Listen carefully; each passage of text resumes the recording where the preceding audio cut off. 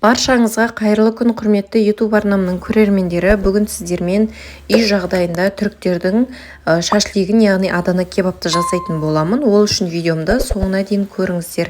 Ең алдымен бізге болгарский керек болады. Мен осылай жасыл түсті болгарскийді таңдадым. Барлығын осылай майдалап турап аласыздар. Басқа да түстерін араластырып істей берсеңіздер болады. Енді мен петрушка мен укропты да дәл солай майдалап турап алдым. Міндетті түрде барлығын майдалап турап аласыздар. Енді мен пиязды блендерге салып езіп алдым.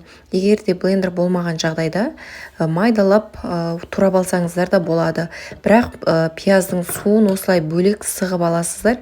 Себебі қазір фаршқа салған кезде шамаландай сулылау болып кетпеу керек. Осылай құрғатып алғаннан кейін помидорымызды да майдалап жақсылап турап аласыздар.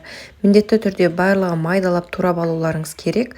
Енді осылай фаршымыздың арасына барлығын кезек-кезек қосамыз. Болгарскийді және де пиязды салдым. Сарымсақты осылай міндетті түрде езіп қосасыздар, немесе майдалап турап аласыздар. Укроп пен петрушканы және помидор, татымына қарай тұз, паприка салдым, және мына жерде менде кориандр. Барлығын осылай жақсылап араластырып аламыз. Енді біздің шашлигіміздің маңыздылығы ол жақсылап осылай етінің араласуында. Барлығын жақсылап бір-біріне араластырып алғаннан кейін осылай фаршымызды жақсылап ұрып 5-6 қайтара ұрып жібересіздер. Енді фаршты қолдарыңызды сулап отырып істесеңіздер, фарш қолдарыңызға жабыспайды және формасы жақсы шығады. Енді осы фаршымызды, шашлигімізді 45 минутқа 180 градусқа қойып пісіріп аламыз.